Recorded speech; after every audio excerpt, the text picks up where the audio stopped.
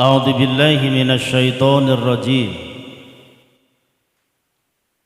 Inna iddatasy syuhuri 'indallahi 12 syahran fi kitabillah. Yauma khalaqas samawati wal arda minha arba'atun hurum. Dzalikad dinul qayyim. Fala tudlamu fihinna anfusakum. Ila akhiri ayah wa qala an-nabiy sallallahu alaihi wasallam ittaqillaha haitsuma kunta wa atbi'is sayyi'atal hasanata tamhuha wa khaliqin nas bi khuluqin hasanin.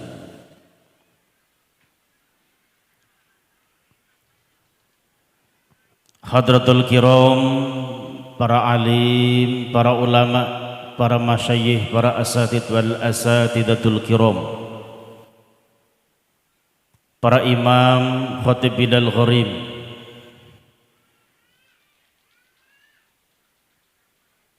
para pemangku jabatan yang ada di Kecamatan Penarik Raya, Bapak Tribika Kecamatan Penarik Raya, Bapak Camat, Bapak Kapolsek diwakili Bapak Wan Siddiq, sahabat saya, Bapak Dan Ramil, yang sama-sama kita hormati Bapak Kades Sumber, Marga Mulia Sakti, Pak Mul beserta jajaran dan perangkat desanya, Bapak BD, Bapak Kadun RT, yang mudah-mudahan selalu dalam ma'unah bimbingan Allah dalam mengemban tugas amanah di dalam mensejahterakan dan memakmurkan, mengejawentahkan nilai-nilai Islam, nilai-nilai rahmatan lil alamin.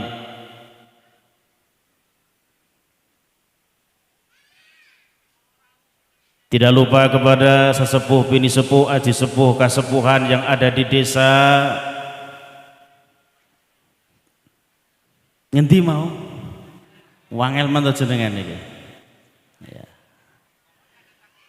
Mudah-mudahan sedayanipun dipun mulyakaken Allah, diberkahi oleh Allah Subhanahu wa taala. Sahabat-sahabat saya yang hadir, para tokoh masyarakat, tokoh pendidikan, ada Pak Haji Khairul Huda yang alhamdulillah di tengah kesibukannya, meskipun beliau ngakunya sibuk di tengah ladang, aku gak percaya, tapi sibuk di tengah ladang kok icik putih ae wong. Pak Dedi,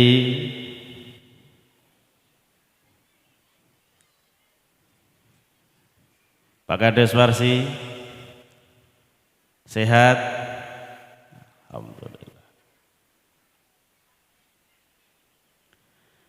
Bapak-bapak, ibu-ibu, jam'iyah pengajian peringatan Isra wal Mi'raj Nabi besar Muhammad sallallahu alaihi wasallam yang sedayanipun dimuliakan, dirahmati, diampuni oleh Allah Subhanahu wa taala.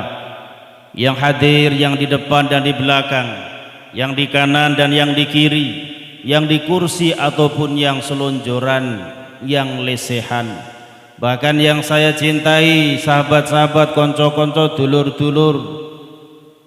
Ini para pedagang ya untuk pahala, tur ya untuk badi.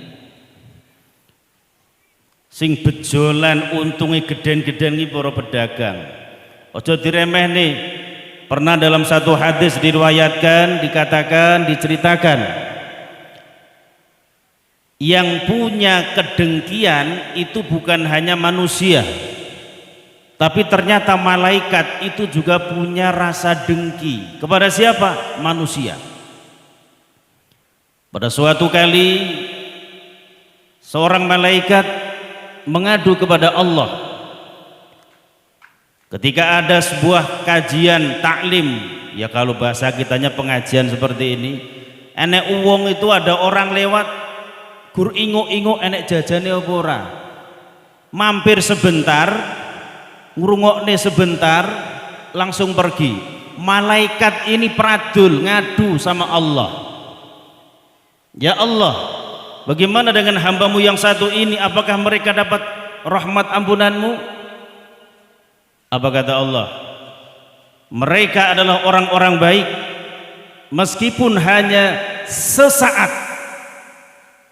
mendengarkan taklim, mendengarkan ilmu, mendengarkan tausiah, mereka dapat ampunan dari Allah Subhanahu wa taala. Mereka masuk dalam kategori man kharaja fi talabil ilmi wa huwa fi sabilillah hatta yarji'a. Siapa yang keluar dari rumahnya masing-masing, jenengan do metu do medal saking omahe dhewe-dhewe. Dulur-dulur sing sadean yang jualan juga keluar dari rumahnya masing-masing. Fitulabil ilmi, di dalam mencari ilmu, di dalam menuntut ilmu, di dalam mendengarkan ilmu.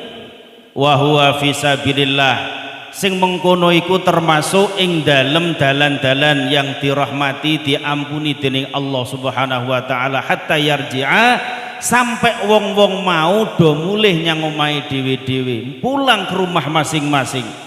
Oleh karena itu, siapapun yang hadir siang hari ini, yang benar-benar mau menyimak, yang benar-benar hadir tok nyerahne badane tok, yang hadir sekedar sambil golek maisah nafkah, insya Allah podo-podo ento ampunane Allah, amin ya rabbal.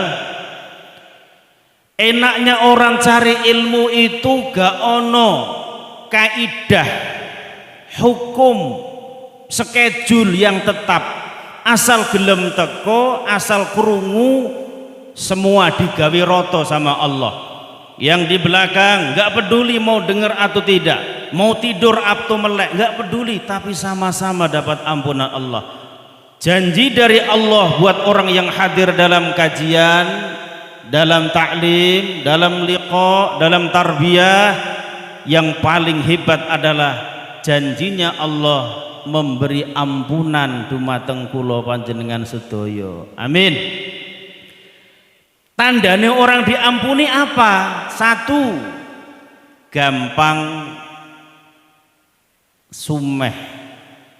Wong tuh kalau dosane dikit, beban hidupnya itu enggak berat. Ketemu konco senyum, sapa, diaru-arui, ditegur, jawab. Maaf, kita khususnya orang Jawa itu kan ada istilah bahasa nambong ya Pak. Nambong itu udah tahu aktivitas pekerjaannya, tapi cek diteko itu jenengi nambong. Udah tahu dodos deh. Kalau orang tuh hatinya bersih, qad aflaha man zakkaha, sungguh bahagia dan sukses orang yang selalu menjaga hati dengan istighfar dan berusaha membersihkan hati dari kedengkian, iri, ta'ajjub, sum'ah, takabur. Diaru-arui dodos deh. Iya. Tapi kalau hatinya kotor, dodos deh, ora. Ngertiin dodos teh kok barang. Hatine kotor. Mau pengajian Bu? Ora, yang pasar. Ngerti jilbaban wapi, rapi, wangi kok yang pasar. Hati orang yang bersih itu selalu husnudzon, berprasangka baik. Tidak ada suudzon, tidak ada prasangka jelek. Seorang istri hatinya baik, bersih, qalbun salim, selalu berusaha prasangka baik dengan suami. Kok sampai hari ini suami belum ngasih uang belanja ya? Prasangka baik, mungkin belum bayaran sawitnya. Lah kemarin udah bayaran, mungkin icing bayar kreditan. Terus orang yang hatinya salim, selamat, mencari 71 alasan untuk berprasangka baik. Enek wong lanang wedok goncengan padahal bukan istri. Kalau orang hatinya selamat akan mencari alasan, mungkin kuwi adine, mungkin ponakane. Halah ora nanti ponakan kok, mungkin Mbak Ayune. Mbak Ayune mati kabeh, mungkin tanggane kon ngeterne suntik. Ngono wis. Cari 71 alasan ben ojo nganti kejebak dalam suudon negatif thinking. Pak Warsi, diatur nih dibilang nggak usah khawatir Pak, panjenengan Nasrani dan memang panjenengan Katolik, Protestan, Pantekosta, Advent, Ortodok. Loh, saya itu punya sahabat Nasrani, Kristen, Protestan pusat Surabaya itu dari kecil Pak. Namanya Immanuel, tapi bukan Immanuel Ebenezer, bukan Immanuel. Rasulullah itu juga punya sahabat, ingat sahabat tanda kutip, namanya Uraikid. Nasrani namanya Uraikid ini pernah dimintai tolong sama Rasul buat menjadi guide, menjadi navigator dari Mekah ke Madinah, memimpin perjalanannya Rasulullah. Namanya seorang Nasrani namanya Uraikid, mimpin dalam urusan dunia diperbolehkan. Pak Warsi mimpin urusan dunia, bukan ngimami sholat tuh, ora entuk. Ngimami dunia boleh. Kapolri sekarang siapa? Pak Sigit Prabowo, Nasrani, Jenderal. Pak Wan Sidik, pangkat terakhir apa? Aibda, Aibtu, kulo AKBP. AKBP, ya ora percaya tuh sampean? AKBP, aku koncone polisi. AKBP aku konco lan bolone polisi. Kenal dengan Pak Susno Duaji, Jenderal, mantan Jenderal Pagar Alam. Nah itu termasuk kalih kula ije sak warga negara gitu. Pagar Alam. Kemarin saya baru dari sana. Pak Tito Karnavian yang sekarang dari Mendagri, kenal? Jenderal Tito, mantan Kapolri, itu tiang Palembang. Itu juga masih kali kulo termasuk podo-podo sak putu karo Nabi Adam gitu. Ulah guyune ora enak men ya. Terakhir Pak Gufron, mantan Kapolda, tahu? Nah itu saya belum bertemu saya. Bapak Ibu yang dimuliakan Allah, mari bersama-sama niat tabarukan dengan peringatan peristiwa akbar Isra wal Mi'rajnya Rasulullah. Alhamdulillah segala nikmat yang Allah anugerahkan, dulur-dulur masih sempat bertemu, bersua, berjumpa, bertatap muka, bercengkerama, berjabat tangan. Ini adalah anugerah yang luar biasa Pak Haji Huda. Dulu ketika pengajian saya terakhir ketika menjelang corona, jamaah ku wis bodoh di brongkos kabeh. Ngalahne brongkose sapi. Sampai nggak kelihatan ini wajahnya siapa tuh nggak nampak. Sekarang sudah kelihatan sumringah wajah-wajah yang benar-benar Allah cabut dosa-dosanya. Kita yang hidup hari ini, yang melewati fase-fase menegangkan 2 tahun wabah corona, adalah wajah-wajah yang dikurangi dosa-dosane Pak. Amin ya robbal. Jadi sing ninggal wingi, wong Islam yang ninggal itu mati syahid. Wong Islam yang masih hidup itu wong sing urip syahadah namanya. Jadi dulur-dulur sing muslim ninggal, karena orang meninggal yang ninggalnya karena wabah, taun, virus, itu dalam kitab yang namanya Nihayatuz Zen itu dikategorikan matinya mati syahid. Mati yang disaksikan malaikat sing didongakne ben mlebu surga, dan melewati titian siratul jahim dengan secepat kilat. Itu orang yang mati syahid. Di antaranya mati karena wabah. Yang kedua mati karena keblekan. Tahu keblekan? The keblekan is the penyet gitu. Kejatuhan, ketimpuk pohon, ketimpuk tiang listrik. Nah, ini saudara kita Turki, Suriah, gempa 7,8 skala Richter yang banyak tertimbun puing-puing reruntuhan, meninggalnya syahid. Yang kedua mati karena, yang ketiga mati karena tenggelam, kelelep, kalap. Tapi niatnya bukan kelelep loh ya. Benar-benar ketika dia nyebrang, dia sedang berjuang di sungai atau di kolam, tenggelam, meninggal, mati syahid. Yang berikutnya mati karena, nah wabah tadi sudah. Apalagi mati karena jihad, melahirkan ini wong wedok Pak. Jenengan aja daftar ngelahirne. Khususon lin nisa, bagi wanita dapat spesialis dari Rasulullah, meninggal karena melahirkan juga mati syahid. Apalagi mati karena keyuyun, rindu teramat sangat dengan keluarga, dengan anak istri, akhirnya dia ngleles mangan gak enak, tidur gak nyenyak, minum gak seger, akhirnya mati ngenes guru-guru rindu, mungkin dari TKI, mungkin kontrak kerja sekian tahun gak pulang-pulang, arep pulang belum bisa, ninggal karena rindu teramat sangat. Dalam kitab Nihayatuz Zan dikatakan mati syahid. Siapa lagi? Orang fi thulabil ilmi, dalam rangka menuntut ilmu. Anak yang kuliah cari ilmu ninggal, syahid. Di pondok pesantren ninggal, syahid. Kita cari ilmu seperti ini ninggal, syahid. Anda sing daftar, kira-kira ngacung? Mumpung syahid. Ora dewani to aku dhewe sing wani. Tak contoni, ayo wani ra? Wani nggih. Ning aku njalukne teko ngomah. Sampai rumah. Mati syahid, mati yang diridhoi, dirahmati oleh Allah Subhanahu wa taala. Makanya Allahu Akbar, kita berkumpul bersatu seperti ini adalah anugerah terindah bagi kita umat yang mau menjaga ukhuwah persatuan. Oleh sebab itu, mari kita syukuri nikmat persatuan, nikmat persaudaraan, nikmat paseduluran, nikmat aman, nyaman, sentausa. Pak Wan Siddiq, bagaimana keamanan daerah Penarik kondusif?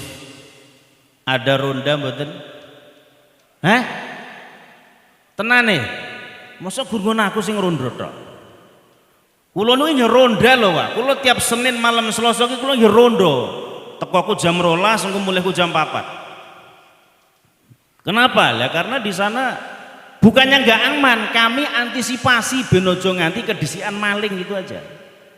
Gitu loh. Nek enek maling ojo disalah nih, maling kuwi memang sing bener tugasnya nyolong. Nek gak nyolong dudu maling, berarti malingnya salah malah. Paham ya? Jadi aslinya Pak Wan Siddiq karo kanca-kanca polsek niki nek cara di hitung pahalane kurang gayeng nek ora aman daerah kene iki. Nek terlalu aman ki kurang fight gitu loh. Jihadnya tuh kurang. Betul ya? Naik pangkatnya barang itu ya kurang cepet. Lah terlalu aman delehem kok. Tapi nek digawe rodok porak-poranda, kurang kondusif keamanannya. Saya tanya, daerah sini naruh motor seperti itu nggak dikunci setang, aman nggak? Jemuran nggak dientasi, aman Bu? Aman ya? Bojo dicolek dhewe aman. Kok sampai ngono ya Pak Wan ya? Jadi Babin Kantipmas yuk keliling nggak di sini? Nggak usah, wong aman ngopo keliling. Apalagi isu yang sedang merebak dan lagi viral, banyaknya penculikan. Jarene aku diurung ngerti, urung delok ndeleng karo mripatku. Di Penarik muga-muga sudah ada kejadian kasus penculikan istri, suami. Kita ini di antara dosa masyarakat ini terlalu mudah menerima info atau krungune agek setengah ngertine agek seperempat, le mikir nol tapi ceritane double-double. Baru ada terbesit cerita di daerah Bengkulu Utara Agar Makmur ada culik. Kan belum menculik loh, ada culik. Lah culik itu kan banyak maknanya. Nyulik itu tuh ya nyulik brondolan ku ya nyulik. Nyulik karet ku ya nyulik. Betul kan? Tapi gara-gara hanya dengar nyulik tanpa tabayun cross check dulu, gak di genahne dhisik, akhirnya opo? Sampai arisan, ibu-ibu ngati-hati. Ambek gue geblek-geblek. Yu ngertenono sing hati-hati opo? Aneng Bengkulu Utara enek culik wis duwetet-tetet. Wis jeroane didedel-dedel. Wah bahaya yu. Padahal belum ada cerita seperti itu kan. Memang info yang sedang geger-gegernya jeroan gain ginjal kita di Aceh ini dihargai 250 juta jari ini. Apa meneh? Pankreas, empedu, usus 12 jari, jantung, paru-paru, yang termahal ginjal 250, medune 200 juta, medune 150 juta. Agek jeruan kita Pak, jebulannya larang ya. Lo ginjal lo sak regone Avanza anyar sito. Gelem ginjale dijole Avanza sito. Mulai dijogo. Dengan apa? Ya pola makan yang sehat. Rasulullah mengajarkan, Qul in kuntum tuhibbunallaha fattabi'uni yuhibbukumullah wa yaghfir lakum dzunubakum wallahu ghafurur rahim. Surah Al-Imran ayat 31 itu. Qul katakan sirahai Muhammad, in kuntum tuhibbunallah, seandainya kalian, seandainya Anda panjenengan podo cinta kepada Allah, fattabi'uni maka ikutilah aku. Siapa? Kon ngikuti coro carane hidupe Nabi. Cara makan ikuti Nabi, cara bermasyarakat ikuti Nabi. Makanya kata Nabi sejelek-jeleknya tempat di dunia ini adalah perut. Kresek niku paling pol diisi nasi kotak semanten niku pun metetet ya. Dipeksa kae loro jebol, tapi weteng kita kabeh jeruk mlebu, gedang mlebu, kacang mlebu, apa meneh ya? Salak mlebu, anggur mlebu, kowe ora jebol-jebol. Tapi meskipun hebatnya made in-nya Allah, sanghainya Allah, tapi itu diarani panggonan saelek-eleke nggon. Sejelek-jeleknya tempat adalah blodot. Ngerti blodot? Waduk lambung. Makanya ngiras pantes tabarukan dan napak tilas dingendikane wau Pak Haji Heri. Napak tilas yang namanya peringatan Isra Mi'raj. Apa yang perlu kita tapak dan kita telas? Terima kasih. Nabi Muhammad itu sebelum diajak Isra Mi'raj, Allah memperlihatkan kamanungsannya Nabi Muhammad. Meskipun beliau seorang kekasih Allah, punya mukjizat, punya kemuliaan, ning yo tetep ketok tenan kamanungsane. Wujud manusianya Nabi itu nyata. Dari mana? Nabi juga merasakan gundah gulana, sedih merana, air berderai bercucuran, menangis sedih karena ditinggal wafat pertama cintanya, belahan hati, belahan jantungnya yaitu Siti Khadijah istri pertama wafat. Ditinggal ninggal, tinggal wafat istri, Nabi itu nangis Pak. Jadi menangisi orang yang kita cintai, menangisi keluarga itu hukumnya mubah. Innallaha la yu'adzibu bidam'il ain. Sesungguhnya Allah itu tidak akan mengazab mayit yang ditangisi. Jadi Pak Mul, warganya di sini kalau ada yang meninggal gitu yo biasa nangis. Pak Haji Toha, biasanya kalau nangis itu enak sing larang-larang nggak di daerah sini, benar ya? Jangan dilarang, biarkan air berderai dengan sendirinya. karena kesebahan hati akan menjadi ringan ketika air mata bercucuran. Nabi Muhammad menangis sedih ditinggal wafat Siti Khadijah. Misalnya jenengan ditinggal wafat istri duluan, ikhlas Pak? Kita erik ndol wajah-wajah kok sumringah ngono to. Ibu, ditinggal ninggal wafat duluan suami siap? Tenane. Gantine luwih akeh lho.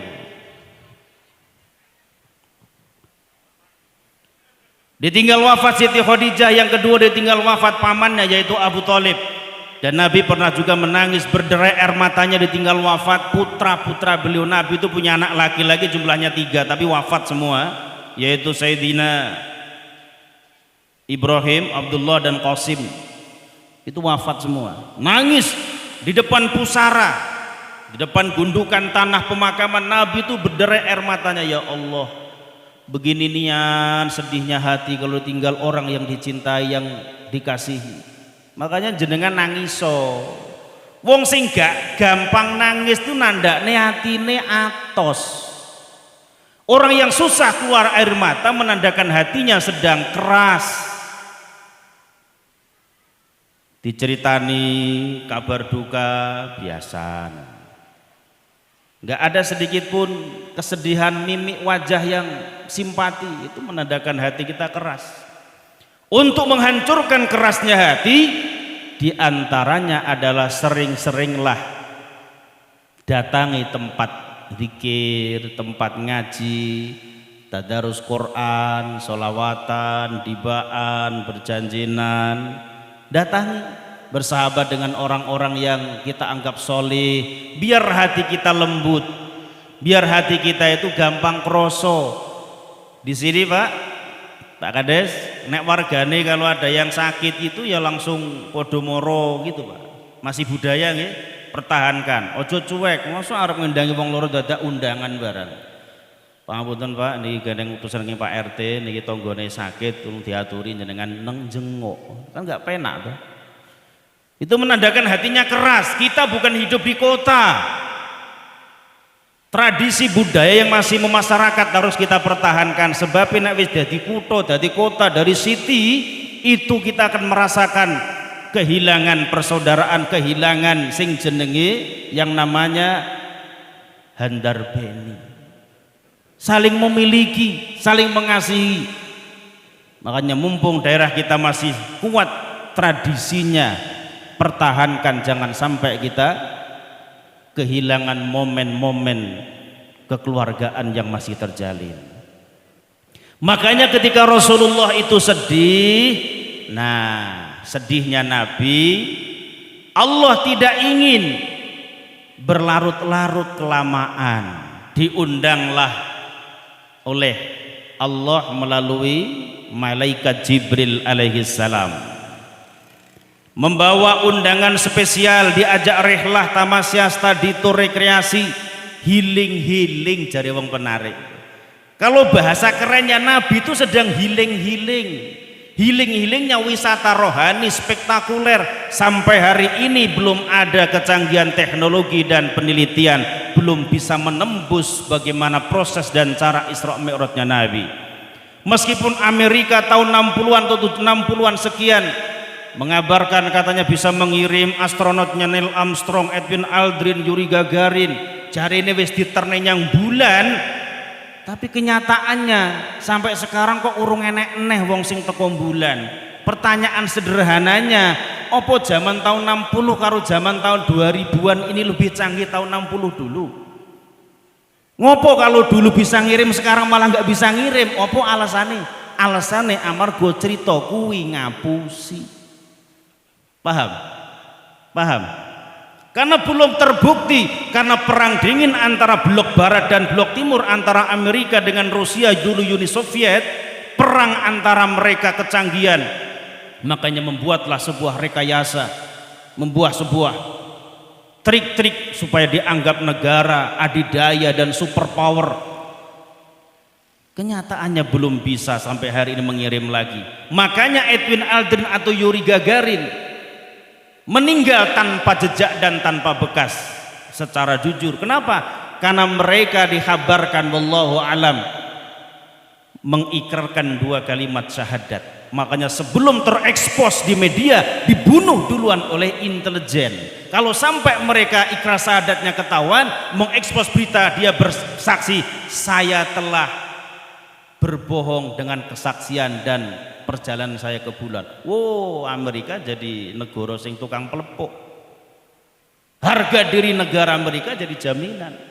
Tapi itu semua hanya sebuah bualan. Tapi Masya Allah tabarakallah, Rasulullah Isra Mi'raj ini adalah perjalanan yang tidak bisa tertandingi sampai akhir zaman nanti.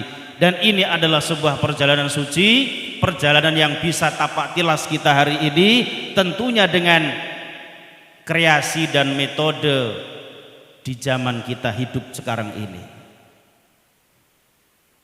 Selain karena Rasulullah sedih, ternyata juga terjadi perdebatan antara langit sama bumi. Langit sama bumi itu pernah berdebat, yel-yelan, orang gur menungso sing yel-yelan jebulane. Yang penarik juga enak sing seneng yel-yelan, njajal ngacu ngondi wong. Bumi sama langit pernah yel-yelan, kata si langit, hai bumi, engkau ciptaan yang paling hina dina, tiap hari engkau diinjak-injak, kotoran manusia binatang ada di perutmu, kamu penuh najis hai bumi. Tapi kata langit, akulah ciptaan Allah yang paling indah, di dalam diriku ada bintang gemintang bertaburan indah permai. Semua gugusan bintang tata surya, Bima Sakti, Magellan, Andromeda, semua ada di tempatku. Bumi merasa terpojok, akhirnya keluar aji pamungkasnya, hai langit, ojo adikan adikung seliramu, jangan merasa sombong seliramu, kamu nggak sadar ada makhluk yang paling mulia, bumi jagat raya dan engkau termasuk langit tak akan diciptakan oleh Allah kalau bukan lantaran nur Muhammad sallallahu alaihi wasallam. Tanpa Nabi Muhammad jagat raya tak akan dicipta. Maka orang yang paling mulia sekarang posisinya ada di dalam diriku, dia tinggal di tempatku, yaitu Nabiullah Muhammad sallallahu alaihi. Ketika dibilang ada makhluk yang paling mulia, langit itu mati kutu, skakster. Waduh, benar juga ya. Nggak kurang akal. Dalam kitab Durratun Nasihin dikisahkan ini, langit akhirnya mengajukan proposal kepada Allah. Loh, ternyata proposal itu udah dari dulu, Pak. Jadi orang gun bangun masjid aja proposal tuh. Proposalnya sama Allah, ya Allah ternyata bumi itu meneng-meneng dua kelebihan. Lah apa? Meskipun Allah Maha Tahu, Allahu A'lam, tapi dalam dialog antara Allah dengan langit, kenapa hai langit, kenapa engkau sedih? Ternyata bumi ada makhlukmu yang kau cintai, yang kau kasih, yang kau muliakan. Tolong, please ya Allah, sekali aja tolong undang, biar diriku dijadikan tempat lintasannya. Nah, itu di antara sejarahnya. Ya udah, diizinkan, dibuat schedule tanggal sekian 27 Rajab, dibuatlah rencana akbar. Pertama Nabi Muhammad sedih, plus gayung bersambut, bumi dan langit berdebat, plus gayung bersambut yang ketiga. Ternyata di al-akhirat atau dalam bahasa lainnya di surga itu ada makhluknya Allah yang namanya buraq. Di surga itu juga bermacam-macam binatang, Pak. Bermacam-macam binatang sesuai dengan nama yang ada di bumi, cuma bentuknya berbeda, gak usah dibayang nih. Nah, malaikat Jibril itu tugasnya diantaranya angon. Pak Haji udah masih angon ya. Ya. Tolong dingon Pak masyarakat sini Pak. Meskipun panjenengan udah nggak ngemban tugas sebagai kepala daerah, tetap dingon ya. Ini doi icul kabeh marai, gini orang dingon tenan. Ya. Ini bahasa politik ya, sampai nggak mudeng iki wis kopo karo Pak Yusuf. Di surga ada binatang buraq namanya. Ketika malaikat Jibril sedang angon bahasa sayanya, nengok salah satu binatang, yang lainnya makan sengkut, makan lahap, minum seger, badannya gemuk-gemuk, sehat-sehat. Ini satu binatang kelihatan lesu, dari hari ke hari semakin kurus, pergerakan badannya mulai terbatas. Didekatilah malaikat Jibril, "Hai Buraq, kenapa kamu kelihatan kok lesu loyo begitu?" Apa kata Buraq? "Kamu bertanya, kamu nanya-nanya." Lah itu Buraq loh ngomong ke Jibril begitu. "Iya, kamu kenapa sekarang kok kelihatan mulai kurus, kenapa?" Jawaban Buraq, "Wahai malaikatul Jibril, setelah dan semenjak aku menyaksikan dan melihat membaca tulisan di gerbang surga, di situ ada tulisan la ilaha illallah Muhammadar Rasulullah." Muhammad ini saha, siapa? Siako? Man? Siapa ini? Siapa? Muhammad ini siapa? Kok bisa-bisanya namanya bersanding dengan nama agungnya Allah? La ilaha illallah Muhammadur Rasulullah, Muhammadar Rasulullah, sama boleh. Semenjak aku melihat dan menatap nama ini, hatiku mulai terpaut, mulai ada kerinduan, penasaran, siapakah pemilik nama ini gerangan. Hatiku mulai bertanya-tanya, kerinduan mulai datang mencekam, makan tidak lahap, tidur tidak nyenyak. "Oh, jadi kamu kangen?" Kata Buraq, "Yes." "Kamu rindu?" "Betul." "Kamu pengen bertemu?" "Ya." Nah, hanya karena kangen. Nah, ini filosofinya, Pak. Hanya seekor binatang saja belum bisa bersolawat itu Buraq. Hanya nengok nama Muhammad, hati terpaut rasa kangen dan rindu. Hadiahnya dijadikan kendaraannya malaikat Jibril dengan Nabi Muhammad melintasi yang namanya beberapa negara, dari Masjidil Haram ilal Masjidil Aqsa fi Palestina, melesat lagi ke Sidratil Muntaha Mustawa, berjumpa dengan Allah.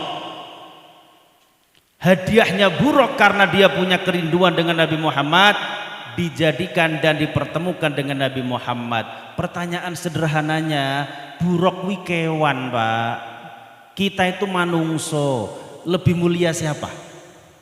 Lebih berhak siapa berjumpa dengan Nabi? Lebih berhak kita. Apalagi kita ini banyak bersolawat. Si Buraq saja nggak pernah solawat, cuma baca sekali. Hadiahnya berjumpa dan dinaiki Rasulullah. Kita umat Rasulullah, hamba-hamba Allah yang berusaha takarrub, ingin dekat dan termasuk ngaji kita siang ini adalah dalam rangka takarruban, mendekatkan diri pertama kepada Allah, kedua kepada Rasulullah. Amin ya rabbal solawat. Makanya solawat, man shalla alaiya salatan sallallahu alaihi ashran, hadis sahih Bukhari. Barang siapa yang bersolawat kepadaku satu aja, Allahumma sholli ala Muhammad, boleh. Allahumma sholli ala Sayyidina Muhammad, boleh. Sing gak entuk piye? Sing gak entuk Muhammad tok. Mau selawat Muhammad enggak boleh. Zikir Muhammad tidak boleh. Lain karo Allah boleh. Tapi kalau melafalkan ismul a'zamnya Allah boleh. Tapi kalau ismunya Rasulullah hanya Muhammad tidak boleh dalam kaidah bersolawat. Makanya malaikat Jibril, Mikail, Israfil, Izrail itu pernah datang kepada Nabi. Wahai Rasulullah Muhammad, ketahuilah, kabarkan kepada umatmu. Pertama, malaikat Jibril itu akan menjadi penolong dan penuntun ketika kita umatnya Nabi ini melintasi jembatan Siratul Jahim nanti di akhirat, akan dituntun oleh malaikat Jibril bagi mereka yang selalu minimal 1 hari mendawamkan sholawat kepada Nabi 10 kali bacaan. Allahumma sholli ala Sayyidina Muhammad, Allahumma sholli ala Sayyidina Muhammad, Allahumma sholli ala Sayyidina Muhammad, boleh. Atau wau diwasni kali Kang Muslih itu sholawat Jibril jenenge.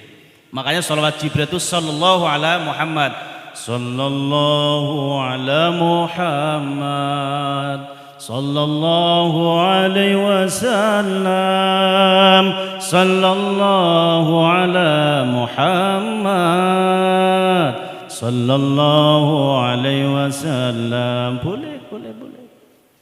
Nah, ini saya penasaran.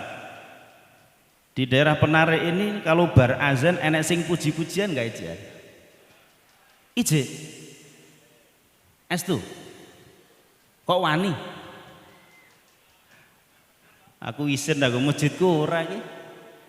Kenapa? Nah, kula sebabnya ora sholawatan ora pujian iki, kula yang ngamali hadis Nabi mara'ahul muslimuna hasanan wa huwa 'indul hasanun. Karena tergantung kesepakatan jamaah. Nek jamaah iki, kenapa zaman Rasul termasuk di Masjid Nabawi, Masjidil Haram gak pakai pujian? Jamaah iki wis teko dhisik karo dimbang sing adzan. Jenengan pujian ki amarga jamaah iki nglintuh-nglintuh. Diadani bengok-bengok ora teko, tunggu karo pujian. Gitu? Silakan versi-versi lagu-lagu apapun boleh, nggak apa-apa, gitu loh.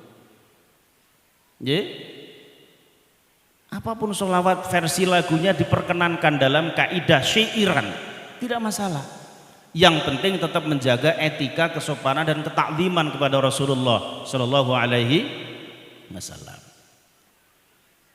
Pujian itu kan hanya mewakili sebuah syair, padahal kadang itu bukan pujian, tapi kadang munajat. Astaghfirullah Rabbal baraya, itu bukan pujian tapi munajat, penghambaan dan pengampunan kepada Allah, minta. Nek versi saya begini, Astaghfirullahaladzim, Astaghfirullahaladzim, Astaghfirullahaladzim, innallaha ghafurur rahim. Iso nira-nira ben ora ngantuk. Ayo, Astaghfirullahaladzim, Astaghfirullahaladzim, Astaghfirullahaladzim, innallaha ghafurur rahim. Ya Allah, hamba mohon ampunan. Ya Allah, hamba mohon ampunan atas segala dosa hamba dan dosa kedua orang tua hamba. Penak ora? Lanjut. Tidak ada yang dapat mengampunkan, tidak ada yang dapat mengampunkan selain Engkau ya Allah, yang maha pengasih dan maha penyayang. Itu munajat boleh. Ini yakin ini wong Jawa kuatah iki. Versi Jawa ya enggak apa-apa. Ya Rabbi bil Mustafa baligh maqasidana. Iki Pak Haji udah tahu lagu versi apa ini? Iki wong Jawa Tengahan tapi. Caping gunung, betul? Waghfir lana ma madha ya wasi'al karami huwal habibul ladzi turja syafa'atuhu likulli hawlim minal ahwalil muqtahimin. Iki versi ini mbah-mbah Pak D. Sing versi ini cah nom, iki enek cah nom ora ini. Aku cap ngaji kok sing nom-nom dontek kabeh iki nyanti to. Apa ora butuh surga ngono cah nom iki?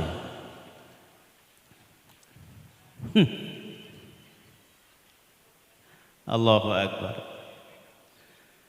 Apapun versinya boleh. Yang penting jaga ikraman wa ta'ziman wa tasliman kepada baginda Rasulullah Muhammad sallallahu alaihi wasallam. Oleh karena itu Bapak Ibu sekalian, kata malaikat Jibril, orang yang bersolawat kepadamu wahai Muhammad 10 kali dalam satu hari, aku jamin dia akan kutuntun ketika melewati jembatan Siratal Jahim antara penghubung neraka dan surga. Itu kalau Jibril. Kalau Mikail, wahai Rasulullah, kalau ada umatmu yang tiap hari sholawat minimal 10 kali, apa?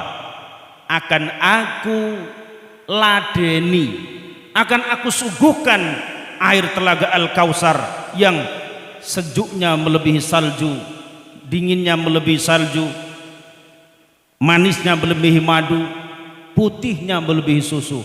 Akan aku langsung ambilkan dari telaga Al-Kautsar sebagai telaga hadiah dari Allah buat engkau ya Muhammad.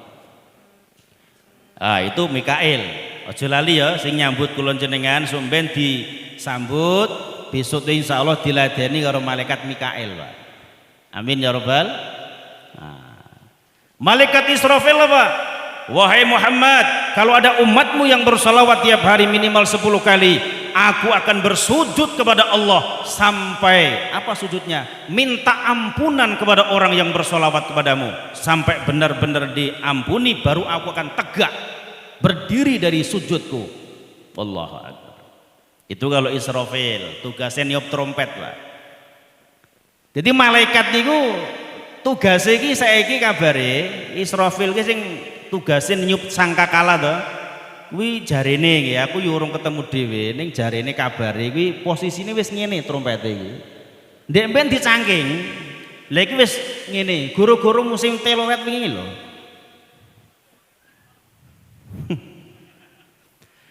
Dan malaikat Israfil itu pernah menyebabkan malaikat Jibril, ini anehnya dalam kitab, Pak. Jibril itu pemimpin Sayyidul Malaikah, tapi kok iso ndredeg ketika Israfil itu turun ke bumi. Aneh. Ketika Rasulullah bercengkrama, karena malaikat Jibril itu kan malaikat sahabatnya Nabi Muhammad ya. Jadi seneng sekali kadang-kadang teko moro mbuh karepe ngopo gur pengen teko ngene kok. Kadang wujute menungso, kadang wujute ya makhluk liya. Lah ketika malaikat Jibril ngobrol, tahu-tahu Israfil ki medun. Ngoten. Lepas turun ki Jibril iso ngerok. Ngerti ngerok ora? Ndrodok alias demam. Nabi Muhammad yo gumun, "He, Jibril, kowe ngopo? Kenapa kamu kok kelihatan gobios ngene apa?" "Ya Rasul, iki malaikat iki ngopo? Iki sak jegi gak pernah turun. Iki ngopo kok medun iki ngopo?" "Lah emange ngopo?" "Iki gawat ya Rasul. Malaikat iki medun ke dunia, tugasnya kon trompet-trompet niup sangkakala yen nandakne kiamat teko. Lha kok medun ki ngopo iki? Aja cuk sarep kiamat ngono lho." Lah ketika turun itu ditanya, "Hei Israfil, kamu turun ke bumi ini mau ngabari mau kiamat atau mau dolan kaya aku?" "Ora, ukur dolan." "Oh ya wis nek syukur nek ukur dolan." Balik nyang langit meneh, Pak. Malaikat itu gelem ngeprank dolan iki. Ora gur kaya wong penarik seneng ngeprank. Yang terakhir Israil, tugasnya nyabut nyawa. Apa kata Israil? "Wahai Rasulullah, bagi umatmu yang suka bersolawat kepadamu, nanti ketika wafat meninggal dunia akan aku cabut nyawanya seperti seolah-olah aku mencabut nyawanya para nabi dan rasul." Subhanallah. Benar ya Israel, betul. Umatmu siapapun latar belakang organisasinya, tidak peduli itu firqah dan likoknya, mau Muhammadiyah asal dia umatmu, NU, Persis, apa meneh, Al-Irsyad, Hubul Waton, Torikoh, Naqsabandiyah, Qadariyah, Sazazaliyah, apa meneh, Satariyah, asal dia umatmu akan kucabut pelan-pelan wahai Rasul, asal dia suka bersolawat kepadamu. Amin ya Rabbal. Nah itu makanya Masya Allah tabarakallah, peristiwa Isra dan Mi'raj itu banyak kisah, banyak hikmah dan ilmu yang tak akan mampu dan tak akan bisa digali hanya waktu sebatas 1-2 jam ke depan. Tapi paling tidak kita segar ingatan kita. Kenapa perlu peringatan? Gak peringatan pun jadi gak dosa loh Pak Dedi. Gak dosa. Umat Islam gak memperingati Isra Mi'raj gak dosa, ning rugi. Kenapa rugi? Coba perhatikan. Kita nek kon ngaji tiap minggu ora bakal tangeh lamun gelem. Kon taklim tiap bulan teko nyang masjid wegah wis kadung kesel. Makanya minimal setahun sekali ingatkan memori kesegaran otak dan IQ kita. Jangan sampai terlalu jauh interval jarak waktu dan hidup kita. Wis kaduan uripe karo Nabi, kita dengan Nabi kan ya anggaplah Hijriah ini sekarang nih 1441 tahun. 1400 tahun jarak kita dengan Nabi. Kuwi agi uripnya kita, jarak kita daerah kita ini 7.000 kilo. Itu kok penarik rodok ngulon berarti wis kelong neh lah, kelong 100 kilo ya 7.000 dikurangi 100 kilo lah kuwi lah.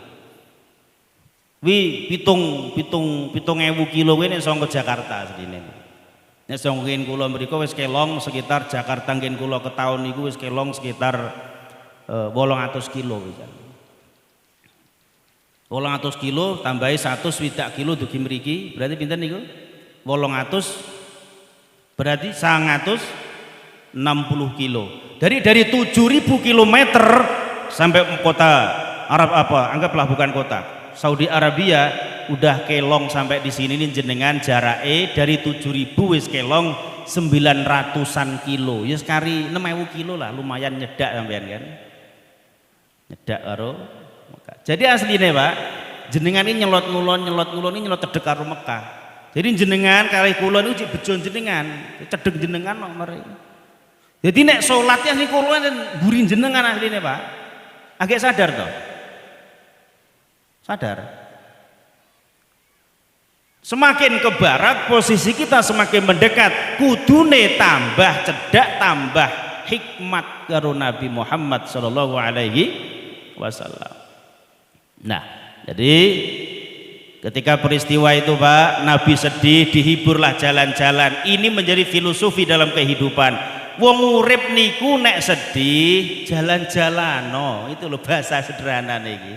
Ojo gur ngubet ning ladang wae. Kalau kita itu dasarnya nguyak bondo donyo, ngumpul nih harta benda, sudah dipegang di tangan, di tabungan, belanjakan.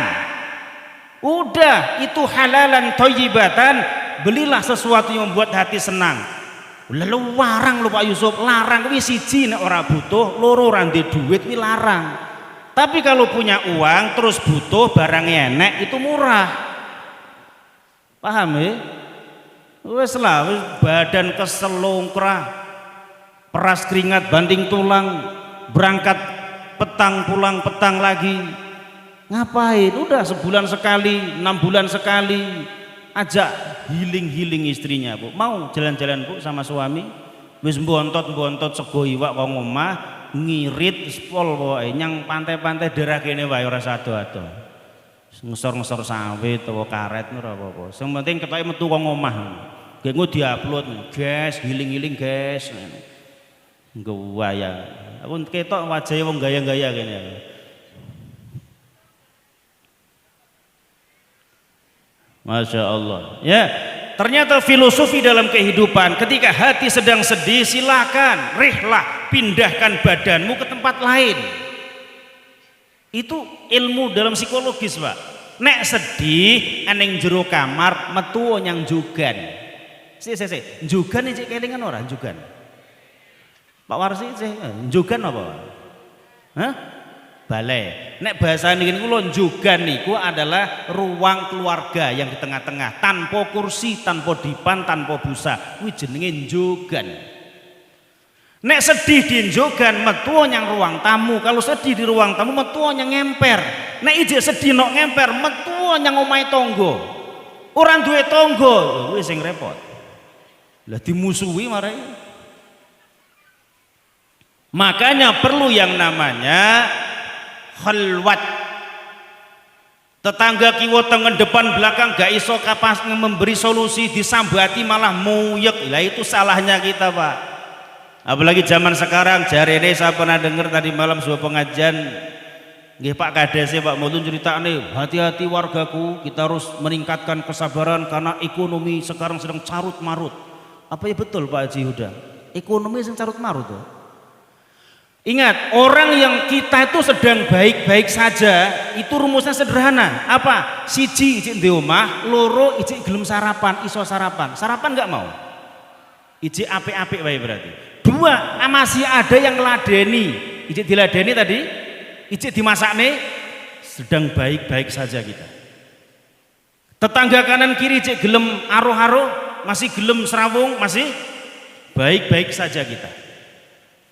Ambekan opo enek sing nganggo oksigen dino iki. Jamaah hadir ada yang bawa oksigen, berarti tandanya hidup kita sedang baik-baik saja.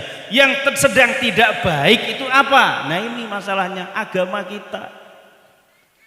Agama dipolitisasi, agama digeneralisasi.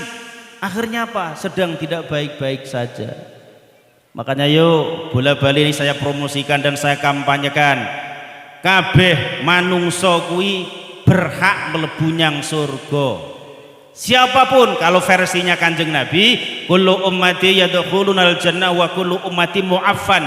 Setiap umatku dia pasti masuk surga dan setiap umatku mu'affan, pasti akan dimaafkan oleh Allah. Amin ya rabbal. Ya, konsep itu tolong dibawa ke rumah, konsep itu dibawa ke masyarakat. Jadi nggak usah sekarang konsep itu ngedendeni wong tuh nggak usah. Sing celonone cingkrang neraka, sing celonone sarunge klombroh neraka. Aduh, lah sing mlebu surga sapa to Kang? Sing jenggote dicukur neraka, sing bathuke wireng surga. Ngono lolokane. Enggak usah. Allah itu menciptakan makhluk yang namanya manusia syu'uban wa qabail lita'arofu. Suku dan berbangsa-bangsa itu ben podo ngenal, ora ben podo gontok-gontokan. Bes pokoknya asal kuwi wujude manungsa wajib kita hormati. Setuju?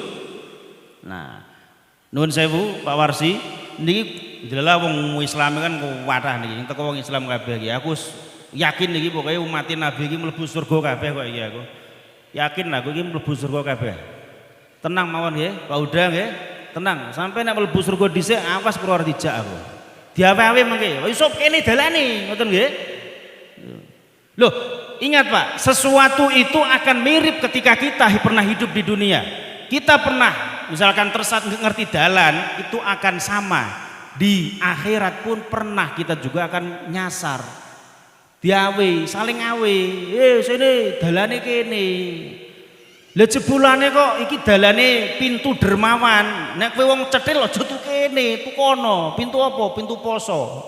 Senenge poso ora duwe modal kok ora iso sedekah. Gur poso sing diandal pintu sedekah, pintu zakat, pintu salat, pintu jihad, pintu haji. Kon milih. Jadi pintu-pintu surga ini banyak pilihan, berarti kita tidak harus memakai amalan semua dalam arti dalam kaidah manis tatoknya. Sopo sing mampu nih sholat 5 waktu tok, mampunya hanya menegakkan sholat yang 5 waktu, sing sunah-sunah gak pernah gak apa-apa Pak. Makanya saya anjurkan para imam, para ustadz, nek sholat sunnah ojo terus-terusan di masjid ya.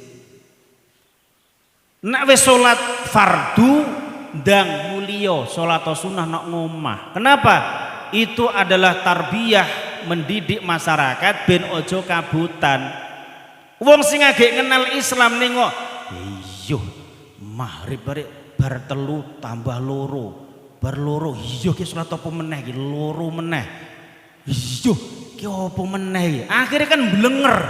Ada akeh sholat maghrib urung isya itu kan. Makanya teori itu praktekan sholat maghrib berzikir klepat ngalih. Orang awam yang baru mengenal Islam, Pak Imam ya kowe nak bar sholat song pelencing nyandak HP apa ya enak imam ngono. Dicontoh gak apa-apa, sesuatu yang mubah itu gak apa-apa Pak. Makanya saya juga begitu, nek sholat niku ki sunnah khususnya, enggak terus-terusan di masjid.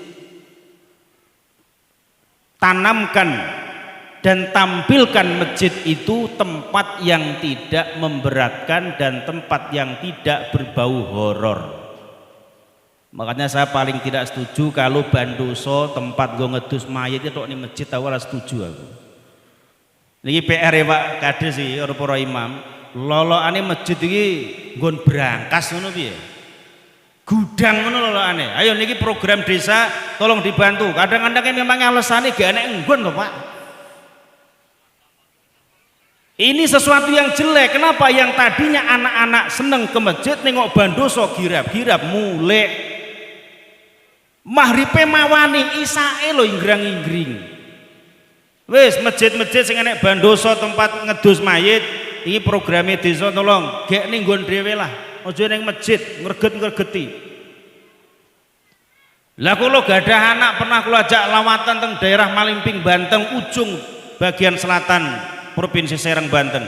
Lah delalah niku wudu buang hajat teng toilet bandoso iki gantung ning dhuwure toilet Pak. Ya jenenge bocah girap-girap.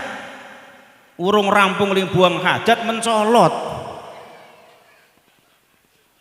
Tolong ya Pak Citohan, tolong ini program Nahdiyin ini jelek loh, karena image-nya masjid menjadi tempat horor gitu loh. Ngkon sholatnya oke wis horor, tambahi bandoso meneh tambah horor kuadrat malah. Paham je? Setuju ya? PR. Terus masjid-masjid jangan anu lah, ini bagi lintas, ini jangan dikunci, biarkan itu mau dimanfaatin oleh umat ya. Bahkan pangapunten Pak Warsi, masjid saya itu di pinggir lintas, bahkan non muslim itu saya persilakan istirahat kalau jadi musafir, silahkan, nggak apa-apa, nggak apa-apa, hukumnya nggak dosa kok, nggak haram gitu. Nah ini ada satu PR di daerah Muko-Muko ini, ada satu masjid toiletnya gak entuk gua dus, iya salah kuwi. Wah aku mau bengi turu jam 2 enter masjid daerah Ipoh Pak Haji udah. Lah kok ditulisi gedene ra nganggo tulisan sepeda ora gus cet nah. Dilarang mandi di sini. Lah sing arep adus ki ya sapa to cah aku. Ini enggak bener. Kenapa? Masjid itu harus menyuguhkan marhamah, harus menyuguhkan sikap yang toleran. Tasammuh dalam bahasa agama. Silakan Arab pup ya kono, Arab pep ya kono, Arab brut ya kono, Arab adus ya silakan. Jadi akan ada kesejukan di hati. Nah ditutur tinular akhirnya. Apa artinya? Masjid sana nak istirahat po enak. Pengurusnya jan pengertian, suguhi teh, kopi gawe dhewe. Nek ilang kendaraane dijoli misalnya. Semantep iki ya. Ya, tapi enten Pak, satu masjid di Jogokarian Jogja sama di Sargen namanya Masjid Nurul Huda namanya. Itu memang punya program masjid itu tidak hanya sekedar dakwah dengan tarbiyah ilmu agama tidak, tapi dengan bil afnal. Jadi masjid itu punya komitmen beberapa radius dari posisi masjid, misalkan rumah ke mana kiri, depan, belakang sekian 40 rumah itu benar-benar disejahterakan oleh masjid. Ada yang enggak jamaah ditekoni, didatangi, kapan enggak jamaah Pak? Duh Pak, saya kerjaannya pulangnya malam-malam. Lah kenapa kerja malam? Banyak orang utang Pak. Berapa utangnya Pak? Utang apa? Kredit motor. Berapa tunggakannya? 5 bulan Pak. Dibayari karo masjid tuh Pak. Tapi ke masjid ya Pak. Nggih, bayari. Ini bukan guyon, serius Pak. Sampai kalau ada motor sekedar sendal hilangnya umum, dijoli tenan. Motor hilang dijoli karo masjid Jogokarian itu. Ya ini coba diwujudkan di Muko-Muko ini kalau wani. Ya, sampai naji mumpung, ayo tilang nih wae motorku sing odol-odol kae ya berarti joli Supra Fit. Nek perlu Nmax sekalian. Aerox ya ora apa-apa aku dijoli, aku ya ikhlas. Ngalem itu jenenge. Dan jangan sampai bangga dan senang mengumumkan saldo masjid kok sampai puluhan juta di hadapan jamaah, itu berkhianat Pak. Saya paling malu kalau mengumumkan misalnya bendahara Jumatan dimone, wadah jamaah yang mulia, hari ini Jumat tanggal sekian mengumumkan bendahara masjid, kas masjid sekarang ada 75 juta. Kudune sampean ki isin, ngopo duit mandek semono kae. Lah anu lho Pak, nunggu ben akeh sisan ki arep bangun. Nek nunggu akeh selak ilang. Wong ki rata-rata nek ndelok duit akeh ki iju mripate. Naudzubillah min. Jadi upayakan latihan saldo kas masjid 0 rupiah. Ning tujuane nggo bangun orang 0 rupiah nggo yak-yakan. Jadi Pak Yusuf kon 0 rupiah ya nggo jajan ae ya. Sapa jamaah orang di pulsa data tokokne. Imame survei, buat jamaah yang mulia yang datanya habis silakan angkat tangan. Lolo aneh survei komandan Nabi. Jadi Masya Allah. Yuk kita siarkan agama dengan penuh marhamah. Perbedaan dalam Islam jangan jadikan itu sebagai bahan dan alat perpecahan. Setuju? Kalau suka yang kertas, ada 3 doa Nabi, yang 2 dikabulkan, yang 1 ditolak oleh Allah. Apa itu?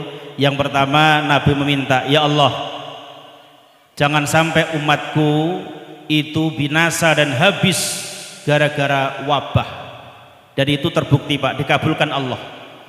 Kapanpun kalau ada virus, ada wabah, ada taun, umat Islam tidak akan pernah binasa dan musnah. Corane sing mati yugur piro ngono, ning tetep akeh sing urip. Termasuk jenengan iki termasuk wong sing entuk dungane Nabi kena wabah ora binasa. Alhamdulillah dikabulkan sama Allah. Yang kedua doanya Nabi, ya Allah, jangan engkau binasakan umatku karena bencana, khususnya banjir. Dikabulkan sama Allah. Kalaupun ada bencana khususnya banjir, umat Islam tak akan pernah habis dan binasa Pak. Itu dah salah satu komitmen Allah dengan Rasulullah. Tapi yang doa ketiga ini apa mintanya? Ya Allah, saya mohon jangan biarkan umatku itu saling guntuk-guntukan karena perbedaan khilafiyah. Apa kata Allah? No, enggak bisa. Kalau yang ini akan aku biarkan, umatmu tetap akan terbagi-bagi dalam firqah, berorganisasi berbeda, berfirqah berbeda, berlikok berbeda, berfaham berbeda. Itu sudah menjadi sunatullah Pak. Jadi nek beda-beda, yuk resepe saling menghormati, menghargai. Setuju? Setuju nggih? Sing kunut mlebu surga, sing gak kunut mlebu surga. Sing zikir bar salat masuk surga, yang enggak zikir bar salat masuk surga. Bar salat salaman keliling masuk surga, sing enggak salaman masuk surga. Urusan beres, betul enggak? Tapi nek sampean gontok-gontokan terus, tapi kalau udah tahu resep dan rumusnya, Allah memang menyengaja umat Islam ini akan terus bersilang sengketa masalah pemahaman. Kenapa? Karena itu sudah fitrah dan sunnatullah. Wis ginari sing takdiring ilahi. Ora sah dipeksa-peksa, saling bahu membahu menjaga persatuan dan kejayaan NKRI, keberlangsungan hidup bermasyarakat, urusan beres. Sholat tuh diaturnya kalian Pak Kades Pak, maune 50 dadi 5 waktu, 50 rakaat berubah menjadi 5 waktu yang jumlahnya 17 rakaat. Tadinya dihadiahi oleh Allah Isra Mi'raj itu 50 rakaat. Ini tafsir yang paling siqah, paling kuat. Turun oleh para nabi. Itu sing nabi yang paling getol Pak. Merintahkan Nabi Muhammad naik ke Allah berulang kali agar minta dispensasi ngurangi jumlah rakaat itu Nabi Sulaiman loh. Dan termasuk Nabi Musa. Turun ketemu Nabi Musa dan Nabi Sulaiman, wahai adikku, wahai Rasulullah Muhammad, kamu dikasih hadiah berapa rakaat? 50. Oh, nggak kuat, minta dispensasi, diskon lagi. Umatku loh sing gede aja nggak kuat, apa meneh umatmu yo alah cilik-cilik ini. Umatmu tuh cilik-cilik Muhammad, tapi lu kemetak era. Wis cuwilik kemelelet pokoknya. Naik lagi menghadap Allah, minta diskon dari 50 menjadi 40, 30, 20, terus mentok di 17 rakaat. Itu pun sama Nabi Musa ijek ditodong, Muhammad please minta diskon lagi sama Allah. Apa kata Nabi Muhammad? Malu aku ngurukon mundar mandir jaluk diskon, jaluk ngajukan proposal kayak aku isin. Jadi pengurus masjid yang ngono mundar mandir yang desa, yang kabupaten yang duwe isin orang ngono. Mundar mandir kan. Wis dikai bantuan ki yo wis. Ojo ngemis ae kan ngoten nggih. Paham nggih?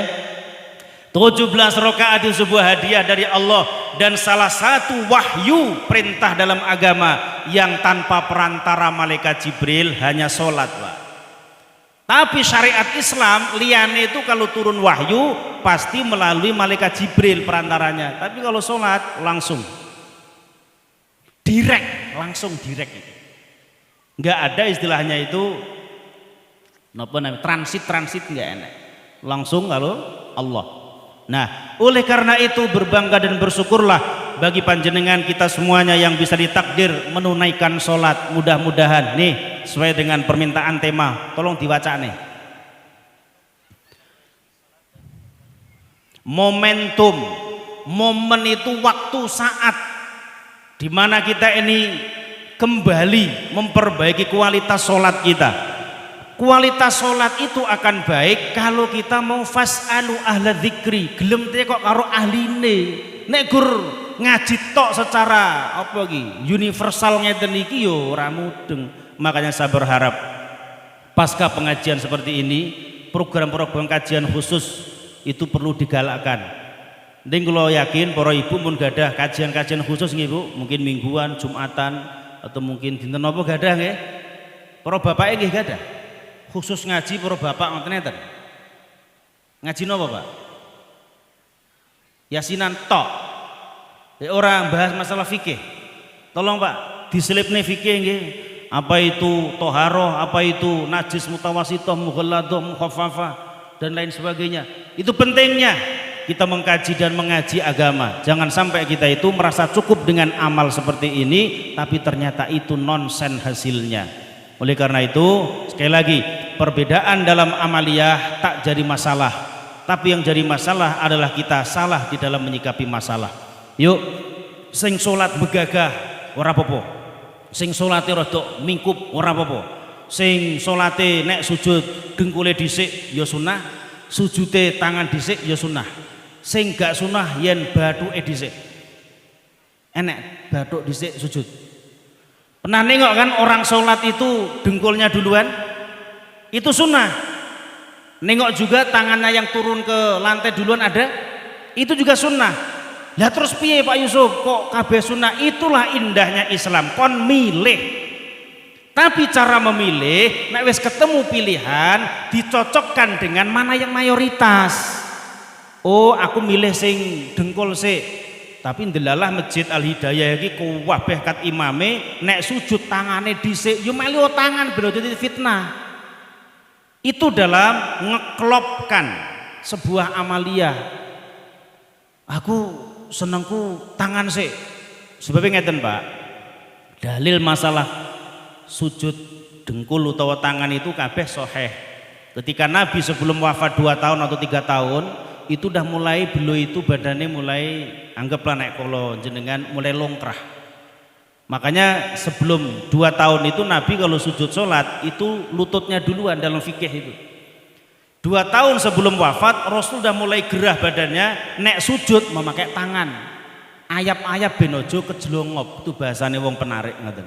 Jadi jenengan sing tangan dhisik yun nyonto Nabi Muhammad, udu Nabi sapa-sapa. Jadi podo-podo entuke. Tapi sayangnya zaman sekarang amaliyah yang berbeda itu menjadi politik identitas sebuah agama.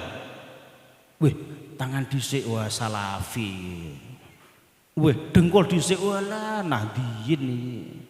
Jangan ya.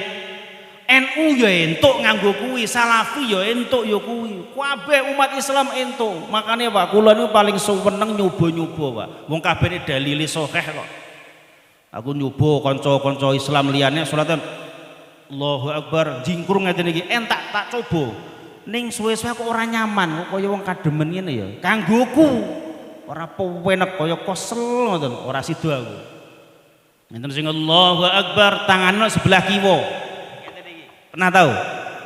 Ada, aku tak coba juga kaya ngopo rasane. Ya ora penak, tak kon nyawang anakku. Anu bi menslek gitu.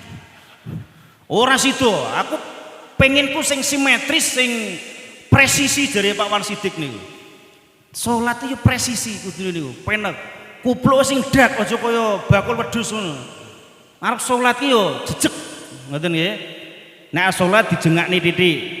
Nek arep pidato, nah dingetene. Engko nek wis arep ngremi miring nang kiwa. Kuwi nek nggon-nggonane, Pak. Iki yo ilmu nggih.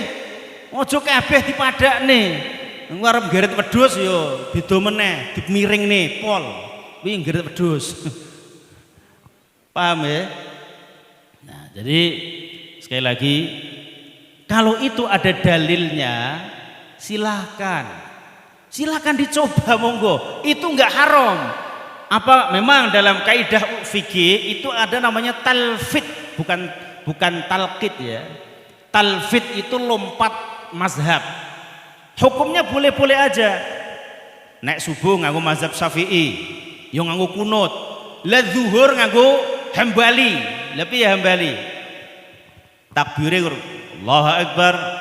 Ciri-ciri mazhab Hambali iki nek ngimami takbire gak dawa. Imame iki Allahu Akbar.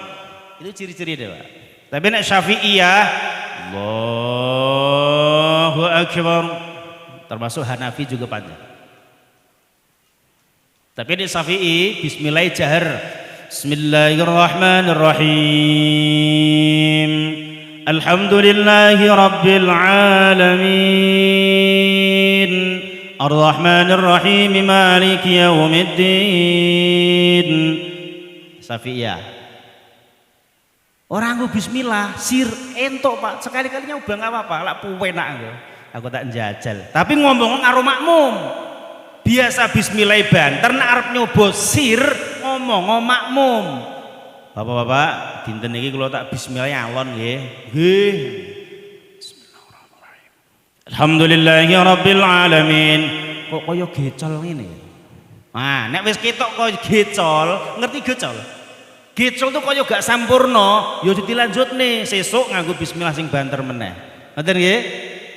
Mengamalkan agama itu sebenarnya indah dan mudah, Pak. Sing ribet itu apa?